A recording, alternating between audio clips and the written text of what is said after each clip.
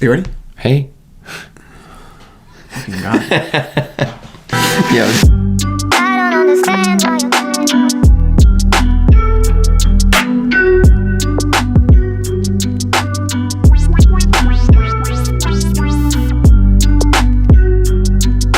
What is up, Watch fam? I am Christian, the curator of the Theo and Harris Watch Shop. Half of the bad boy crew.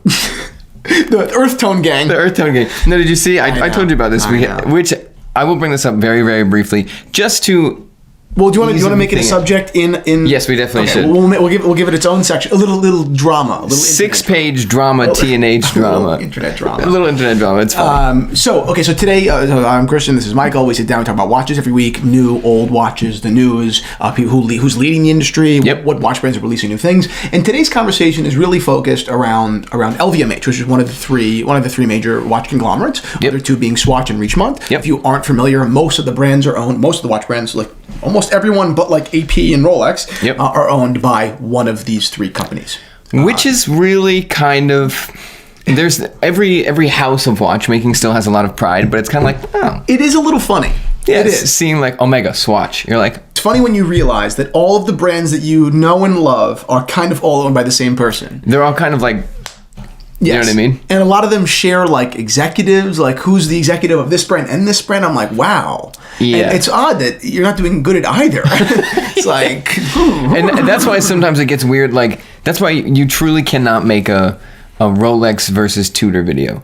Because Right. at the end of the day, it's stupid at the end of the day. You're like, these are companies This is talking coordinated about shit. attack against you, the consumer. You're like, this is why Tudor beats them out in this part. Because notice that Rolex doesn't have anything. It's like, well, yeah. Duh. Yeah, of course. Anyway, so today's video is mostly about that, about LVMH, and we're going to talk about a couple of the releases that they've had. They had their Watch Week last week. Mm-hmm. This week's also last week, and it's going to end in a conversation about a $15 million, what I believe is $15 million watch owned by I believe. It's funny. What is Bernard Arnault? Is he just the owner of LVMH? Is he the chairman? Let's Google it. He's the man of the hour. Yeah, while you're Googling that, the loose topic here, which will kind of come into play when we talk about the drama Yes, too. he's the CEO of LVMH. CEO of LVMH. The loose topic is Rolex, Omega, Tudor Rolex and Tudor are together and Omega is Swatch Group. But can LVMH take on the giants? Oh yeah, with names like that. Yeah, we'll talk about it 100%, but the answer is yes. I mean, I think that we would all be very, very foolish to bet against against Bernard Arnault. I mean, and we'll talk about it more later. But let's start off with, I suppose, the watches themselves, and then we'll go like macro. Today's episode is brought to you by Masterworks, which is an online destination for basically investing in art. It's fractional ownership. It's really interesting. It's founded by this meeting of tech entrepreneurs and art collectors, and I think it's got a lot in common with the watch industry. So it does. It really does. We'll talk about that in a little while. So thank you to Masterworks. And now let's get into the first topic here, which is Hublot. The first thing I wanted to talk about was the Hublot Big Bang Unico Golf. I see. Yes, that looks insane. Super fucking cool. Yeah, super fucking cool. This is not a new watch. They've had these before in blue and gray, in orange. Or is that orange this year? is the new one. Yeah, blue, gray, couple other colors, whatever. Oh, green. But the new one just released was this orange color. What do you think about this watch? Yeah, I love that watch, especially because we are working with PGA. We're doing ads for PGA. We do a lot of work with PGA. They're a big client of ours, and so Michael and I have developed a very new appreciation for golf. Two people who literally have no affiliation to this sport. None. I am making videos for PGA, and I'm looking up like clips. I'm like, oh, I'm getting like goosebumps. I have no idea what's going on. You're like, wow. Did you see what Rory did? Oh, man. 8 years ago? Michael never had a drink in his life. All he drinks now is Arnold Palmer's.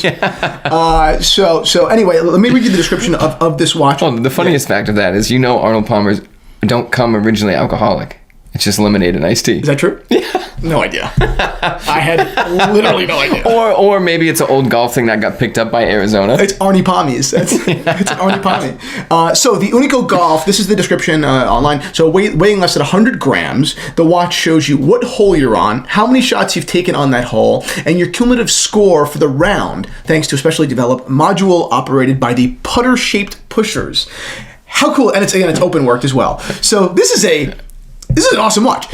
This is a watch lover golf playing dream. What I think is really cool about watches in golf is you would expect golf because it's a stereotype is that it's a kind of a very like delicate sport, Yeah, of course. whatever, almost like fancy whatever. Right. And yet the watch culture in golf isn't that at all. The watch culture in golf is very serious.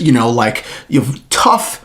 Like hyper masculine, whatever. Oh, yeah. But it is. Oh, yeah. For sure. So I think it's really odd that like a Hublot is so relevant and one of the coolest golf watches out there. And two things. One, again, not that versed on golf, but I like that the strap kind of looks like a golf club to a point. I think and then finally, the biggest challenge for anybody that has a watch with a complication is finding a way to use that complication not obtrusively and stupidly. Yes. This is exactly that. If you have the money to get this is exactly right. I use this watch for a specific purpose. Exactly right. Did you play baseball as a kid? Yeah. Okay, so I stopped playing baseball very young. I was like in Little League. I was probably third grade. So I played outfield. It's a very like Woody Allen joke. But it's true. And there was a guy, I forget his name, but there was a guy that was an ump that we like played in the outfield. I don't even know why, but he was an ump in the outfield, and he used to have the clicker. The clicker. Yeah, of course. And this watch reminds me of being a child and being, I wasn't even bad at baseball. I was just unpopular, so they wouldn't give me a good spot. I'm actually pretty good. Yeah, I was going to say one of the best players of all time. Yeah, right. Sending him out. Guy's a loser. And it's funny too, because in like childhood sport culture, the adults become bullies. Yeah. You know what I mean? Yeah. And that was totally like kind of the case. What's interesting about coaches, and not all coaches obviously, or all umps or whoever, is they then revert back to the age they were on the field as well. They revert back to the age in which they last had pride. The last time they were happy. That's a toxic part of that, That being said, I can't wait to coach my kids' soccer team. Oh my God. We already had discussions about that. Like in the middle of a work day, I'm like running over. I'm like, hey, this is going on. You're like, okay, cool. Not important. I gotta go.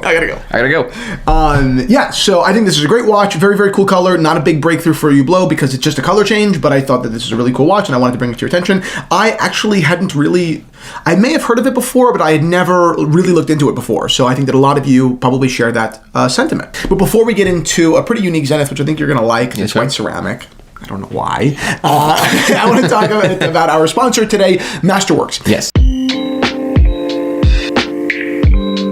Like the watch market, the art market has become a very popular a place for investing, for parking money among generally, obviously, art's very expensive, so uber wealthy people for decades at this point. Right. I have a lot of friends and clients that in the last couple of years as it's become more popular have started to actually they've allocated quite a bit of money into purchasing like rare like pieces of art, which I think is kind of wild because it's so far beyond the imagination of most people. Right? They're talking about art pieces that are worth millions and millions of dollars. And they're appreciating assets. They're not depreciating. So that's why people hop on watches now too. It's a different form of investing. It's diversifying, I guess. Exactly. So enter Masterworks. This is a company founded just a couple of years ago in 2017 by tech entrepreneurs and with the consultation of art collectors. And their mission basically was to create an entire platform for other people, not just uber wealthy people, to invest in really, really hot pieces of art.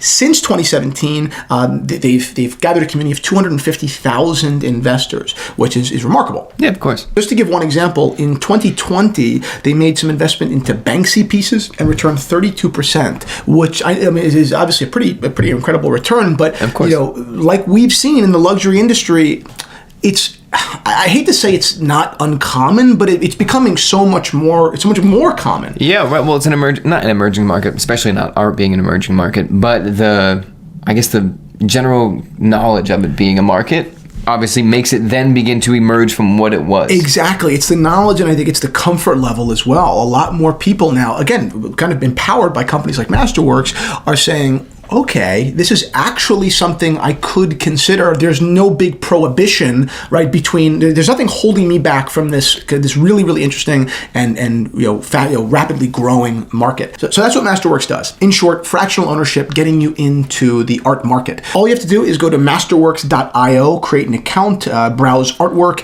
and begin diversifying. And to boot, not only after you invest in a piece, you don't actually even have to wait for Masterworks, who manages the entire trading of the art pieces, to go to market. You can actually sell your shares of a particular art piece on their secondary market to another interested investor. Oh, cool. All right, Cool. It is pretty That's incredible. cool. So, long story short, I think this is a really cool concept. I've actually done a ton of research on it. I think it's pretty cool.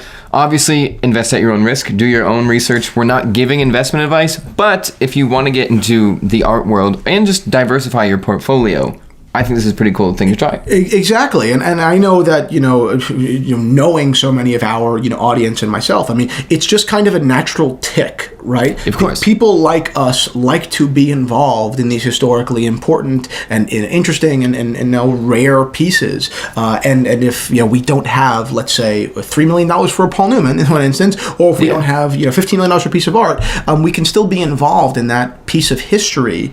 We can play a role, even if we are not the role, we can play a role. I think that companies like this are actually really important to communities like ours, and I think it's incredible to purchase shares in these incredible, historically important masterpieces from artists like Pablo Picasso and Banksy and Andy Warhol and Monet and a ton of others. I think this is absolutely incredible. To get started, go ahead and click the link down in the description, and thank you to Masterworks for sponsoring today's video. I think what you guys are doing is awesome, and I'm looking forward to being a part of it. Me too. Great. Art is cool. Art is cool.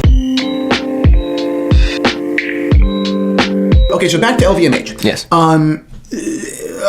Zenith, first of all, Zenith obviously has a very, very long history. The El Primero is one of the most important watches of all time. Yep. Certainly of one course. of the most important chronographs. Yep. And I think that Zenith has done an incredible job bringing the El Primero technology, that high beat technology, into the future. Yes. Right? Integrating this Defy collection into the El Primero or vice versa, I think has done wonders for the brand. I actually think that Zenith is wildly underrated. Epitome of capitalizing on your achievement, but also pushing forward. Exactly right. That part that you liked is now here, and look what we did with it. Amazing. Great. I think that Zenith is one of the most impressive watch brands. The Defy 21 is a beautiful chronograph, open worked, a lot of this blue plates. I think it's absolutely beautiful. As do I. Comes in quite a few variations, obviously on strap. This was in a green ceramic, absolutely stunning. They've killed this watch a million times. Remind me to tell it. Well, I'll just tell you right now. That what's that luggage brand? Aluminum. It's like the epitome of luggage. Rimowa. That's LVMH as well. LVMH. Oh, okay. Yeah. They have a Safari edition, or they did. Well, there you go. It makes perfect sense. Where's yours? Yeah, exactly. I know that'll be coming. What's funny is when you get into that, I think it's Rimowa. We both have to get luggage. I call now. it the banged up luggage, but I have one because The cheap yet I'm a expensive status whore. Yeah. But anyway, the briefcase itself, the international travel, whatever luggage, it's like $1,000 for the set of luggage, the piece of luggage. But if you buy a special edition one, which is just a different color, it's like $5,000. It's like ridiculous. Of course. But then you're like, wow, that's beautiful. That guy has a cool color. Yeah, that guy's just green. So anyway, they've introduced another example of this Defy 21. This one's called the Chroma. It is limited to 200 pieces. It's $15,000, and it's in white matte ceramic, and it is rainbow. I love ceramic. You love rainbow. Okay, so I think this watch is silly. I do. Yeah, of course. I like rainbows. I like the Rolex Rainbow Daytona. Yeah. This one's a little bit much for me, but really, because it's the white. I don't like the watches. Okay, got it. Yeah, but this is so cool. It's so much fun. I think that Zenith does an amazing job integrating color into their Defy collection and their Defy 21 specifically. It's like when you create something truly awesome, right? This Defy 21 is awesome. Yep. Like you have the latitude to do color changes, and everyone still cares. Yes. When you produce a mundane watch and then produce it in a million, that's why I like Tudor. I love Tudor. I love a Black Bay. I recommend the Black Bay 100%. Yeah. But the color change is boring. Yes. It's not news. Yes. So this, in my opinion, Zenith has more latitude because the watch is more interesting. It's more complicated. Interesting. I agree. Gives them more spots even just by the fact that it's a chronograph, you have 3 spots to change the color immediately. Yeah, exactly. And really, it's the open work. All these different plates. Right. Of course. They murder it. So I wouldn't wear this particular one, but I would wear the Defy 21 in 2 seconds. This green one is insane. Yeah, that green one is nuts. The Urban Jungle is what it's called. The Urban Jungle, yeah. Yep, so would I. And then even the Defy blue, like just the regular time only. We're actually trying to work with Zenith. I have a call with them this week, and I was honestly in a trance with this watch. I think it's so beautiful. We're talking You should see him with women. Yeah. Woman. Yeah. Thanks for the call. Yeah. He's not cheating. No. The Defy 21. I'm sorry. The Defy Classic Ceramic in blue is awesome. I'm Yes. talking to Zenith this week, trying to work on a project together. I've never actually worked with an LVMH brand. Haven't worked with Tag. Haven't worked with Bulgari. Haven't worked with Zenith. All these brands. Yeah. So we're trying to get in there. I'm trying to get in there, and I was like, I'd like to. On a side note, I actually would like to buy one of these watches because they're really, really beautiful. I love this watch for a while. The classic bluff call too, where they're like, okay. And then Yeah, you're right. I'm like, no, okay, I'm so serious. yeah. It's- Send me an invoice. Like, I'll buy it. Yeah. I think it's beautiful. Look at the color. Yeah, it's insane. What size is it? 42? Yeah, it's in the 40s. It's in the 40s. I actually don't know the size. That's the scary part. I know, but I've worn it before, and it's amazing. Oh, really? Yeah. Okay. I've worn this watch before. Wow. A friend has one, and I think it's just awesome. Just ask him if you can have his. I know. I don't think he even wears it. He wears a What? rose gold Royal Oak. Oh. That's so cool, though. Yeah, that's amazing. Yeah, I would almost. I probably wouldn't wear it that much because I don't really wear sports watches that often. But I love it. Like, that's a watch that I am really impressed by and want to own.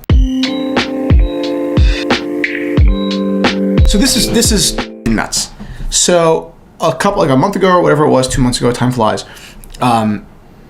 Patek announced their last 5711, Yes. and it wasn't the green, it wasn't the blue, it was Tiffany blue. Yes. And it blew up the internet. Yes, it did. One sold at auction at Phillips, like half for charity or something. I don't really understand how All it for works charity. Yeah, but like I don't understand the financial implications. Oh, I see but it was what for you're saying, charity, and it was like they sold for $6.5 million or something like that. 6.5 millis. Yes. So that's a lot of money. Mm-hmm. Really blew up the internet. They only made like 100 and something examples. Really, really tight production. Yep. Jay-Z has one. I don't really know who else has one. Okay, sure. But one just appeared on social media the other day. Have you seen this yet? No. Oh, really? Yeah. Oh, this is nuts. Yeah, I can't wait. So the regular watch was at 5711. Yeah. Okay. So Bernardo Arnault was just spotted with the perpetual calendar Nautilus in the Tiffany blue, and this is a reference 5740, which was originally introduced in 2018, and so far as we know, this is the only Tiffany, perpetual calendar Nautilus ever. And that reference was the first Grand Comp Nautilus ever as well. So this is a pretty serious watch. Yeah. Yeah. Yeah, and he's like wearing it super casually playing chess. And, Wow. yeah, very, very cool. I actually don't love the color combo. I didn't like the... Yeah, you didn't like the Tiffany. original. Yeah, but it's just such a cool watch. It's nuts. I mean, it's And like he's just spotted wearing it. Yeah, That's it's like, ha, ha, ha, kind of thing. Yeah, of course. The only question surrounding this watch, I suppose there are two. One, well, there's two questions and a problem. Okay. One, is this watch in white gold or is it in steel? Because the 5740 is in white gold. Okay. I think this watch is steel. It's almost impossible to tell, but I think that I don't know. I think that the case just looks steel. I don't know why I feel that way. It's so hard to... Yeah, I have no idea. I don't know. It's so hard. I mean, there are slight differences in color, but they're so subtle. It also could be the filter. Yeah, right, I don't know. But I think it's steel because it would make it the only steel 5740 in the world as well. Okay, then definitely for that reason. Yeah. Exactly. And the other question is how many were made? Was it just one for him, or does Terry Stern have one? I don't know. Right. And then the last, I guess, concern or problem would be Patek Philippe did make a remark. I don't know when it was, but they made a public statement that they will no longer be accepting custom, unique orders. Period. For no matter kind of who you are. Yep. And they gave one to Bernard. Now, of course, I think it's perfectly fine they gave one to, but he's one of the most important people in the world, of course. Yeah, exactly. Not exactly. a problem. Right. I just thought it was silly to begin with when Patek said we're not doing special orders anymore. Right. Like, that was just a stupid remark. I don't know why you would even say that. It makes no sense. Right. Just quietly stop doing it and do it on a very, very rare occasion. Just do it, because the problem was a lot of people that were being allocated special orders were like flipping them. So Patek, I believe that was ultimately the straw that broke the camel's back. Patek was like, you, man. Yeah, right. So now And they then- have this. Obviously, he won't be flipping it. What a move that would I be. don't think that the centibillionaire is going to be flipping his unique piece. And this is the $15 million watch that you think. Hypothetically, if it went on the market. If the one of 150 whatever went for 6.5 million, and this is one of one in a Grand Comp Nautilus with Tiffany, I don't know. I don't even know if 15 is It could be the more ceiling. than that. Yeah, right. But 15 million, I would put a gentleman's wager of $1 that, 15 million and $1. 15 million and $1. So that's what I think. Pretty nuts, though, right? That's insane. It's like broke the internet when of course. when it went up. I was wondering why I couldn't upload a video. But now, which one do you prefer? That one 100%. The what is it? Bernal? Really, you prefer Arnaud's? Oh yeah. You're kidding. Yeah. Why Wow. not? I'm not gonna get the top one anyway. I get the bottom one. I think that blue is just so brilliant. Oh, that's beautiful, but it's just gorgeous. I haven't. You've seen the Tiffany Paddock in real life. I haven't. So I have an image of how it actually looks in real life in my head. Yeah. It's probably not that, which makes it not as good. Yeah. But if it is what I think, then I think it's cool. Yeah. I definitely like the original better. It's not as cool, right? It's not as rare. The story isn't as good, but it still is basically as good as It's a little humble. Yeah, it's a little humble. So yeah, that's the news. So I guess okay. So the end question is, what is LVMH's capability in the watch industry? How much larger are they going to get? Are they going to acquire brands, or are they just going to continue to grow the brands that they do already own? To a point, can we hear? Because there's very, even if you just look at audience sizes on YouTube, it's Rolex, it's Tudor, it's Omega, it's Great Seiko. Can there be a Zenith coming in, or can there be a this coming in, or can there be a that coming in, and can LVMH do that? Yeah, I mean, ultimately, Zenith. There's no reason that Zenith can't be as important as a brand like Tudor. Right. There's no reason. Right.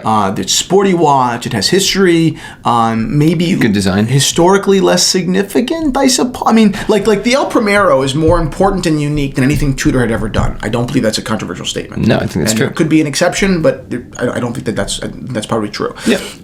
But I don't know if the Zenith name was ever as popular as the Tudor name. I'd probably say no. Right. Well, because Tudor is always handcuffed to Rolex. Exactly. So if Rolex is pulling something up, Tudor's right next to it. Exactly. But I think that Zenith has an incredible runway. It could be not a huge company, but a really big company, a very successful watch company. The watches are just they're awesome. The quality is amazing. Yeah, right. But are they mainstream enough? And if they're not right now, can they be in X amount of years? And who would be the person that would who would be the conglomerate that would be able to make something? Popular and mainstream. I mean, 90-something% of the Louis Vuitton store is completely pedestrian. Yes. Completely. Nothing cool in the store. Apart from that, top 10% of merchandise that is really, really interesting. Yes, of course. And yet the brand has made it one of the most desirable things in the mass market. They understand mass market more than... I would say that LVMH understands how to actually make something commercially viable more than any singular watch executive, period. Yeah. I don't think that watch executives understand, in general, barring exceptions, yeah, of course. Don't know how to really understand the greater picture of consumer behavior. I mean, I just don't think they do. Yeah. And they don't have the budgets either. They just don't. Right. So then when you take that marketing, those minds behind it, and you put that over to Zenith or a myriad other brands, what happens? You walk by a Zenith specific store and there's a line going out the door. And you're carrying your LV bag, and you're like, "What is this?" Exactly. I just waited in line all day for this. Exactly. What is this? Not to mention, and again, this is getting off a little bit and getting into a little projection territory. Sure. But think about all the connections that LVMH has and how they can roll in some of their brand ambassadors, almost like throwing in Zenith into a partnership, a really, really big partnership, right? That Zenith couldn't otherwise afford. Yeah, right. Like throwing them in and saying, listen, this is, if you do this if you do this, we'll do this. The pockets, the potential for LVMH is so much larger than other watch brands. I mean, this perfect example of that is Paddock and Tiffany keep shaking hands. Right. Exactly. That's the perfect. That's what's happening. They're just, hey, congratulations. Here's a watch in your edition. Hey, here's a stamp. Exactly. Back and and forth. That's another brand we didn't even talk about. Is really, we're talking about Tiffany Paddock, but Tiffany as a watch brand. Yeah. I mean, dude, I would say their drive watch is nuts. I would say pretty confidently that I'll never go in-house for a watch brand. I'll probably never work for a watch brand. Yeah. But if I had to work for one of the three conglomerates, it would be LVMH, hands down. Yeah. For sure. And Could be interesting. And only because they are... Well, you get free Tiffany. Yeah, right. I get free sterling silver necklaces. Yeah. I have $150. I'll just do it. It's because they don't, like, there's no small thinking, whereas in the watch industry, I really feel, and I've been working in the watch industry for a while, they tend to think pretty small. And LVMH or other luxury conglomerates don't. They know the world is so much larger than watches. Right. Yeah, I think there's credible mobility. And our opinions are always correct, right? Oh, you know what? Okay, so you can lead this. Okay, so someone DM'd me on Instagram yesterday. Can you see me rubbing my eyes just in exhaustion from this already? Well, I title all the videos. I put the thumbnails up, and the main purpose of them is to summarize the most outlandish thing we're saying or bring up for discussion. Yes, of course. So that when people watch the video and talk about Yeah. it. There was a posting about the title of our video basically saying this is disgraceful, like I trusted these guys, they did this. That $15,000 Cartier was quickly amended to $11,000, which is still about $8,000 overpriced. Yeah. And then it just, it went for a long time of people. How could they perpetuate this nonsense was basically the idea. How could we perpetuate the idea that these watches are so... Shut the fuck up. We're kidding. I shouldn't even say we're kidding. I think what would be bad is if we said that, and this would and said this is a good investment, right? And you had them in the shop. Like, we've literally consistently talked negatively about the market, how we don't even believe it's real, we believe it's fraudulent. And keep in mind, I understand that when you're watching a video like in a bubble and you didn't see the other stuff, you don't really understand our positions in totality. That yes, your positions aren't really they're not really well rounded, they're not really well informed. So I understand that.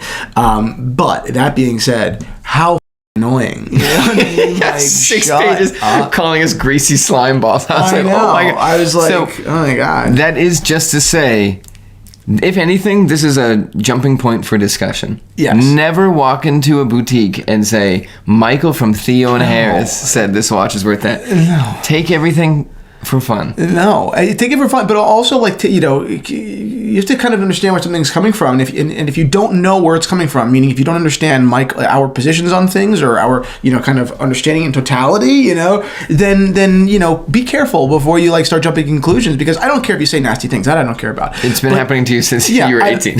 Well, way before that. But the point is, I just don't want anyone thinking that we are justifying. If anything, we've called this market quite fraudulent. I think that there are a lot of players in this market. I have not bought a single watch over retail. Is that true? That is true. Yes, I've thought about it. Yeah, right. I do not play in that pre-owned watch. A buddy of mine got a Daytona 3 weeks ago, and he asked me if I wanted to sell it, and I said no. Why? Because could I make $2,000 selling his Daytona? Yes, I could. Is $2,000 money? Yes, it is. I'd rather not have it because I don't even want to be a part of it. Yeah. If we're talking about $100,000 or $20,000, okay, fine, maybe whatever. Maybe you lose your principal. I don't know. I just don't want to be a part of it. That's it. I don't want to be part of this weird ass market. I don't like it. And part of me thinks that once I get a couple of these watches, I'll end up with my dick in my hands and the market will crash, and then I'll end up with $160,000. Even from the most selfish reason, but it's true. Right. It's just the bottom line is we do not endorse this stuff, but it is conversation. It is crazy that a watch that's $2,500 is being listed on the market for $15,000, and it gets amended to $11,000. Great. Yeah. Anyway, yes, check out the Theo and Harris Watch Shop, and we'll see you guys next week for more watch talk. Hell yeah. Hell yeah.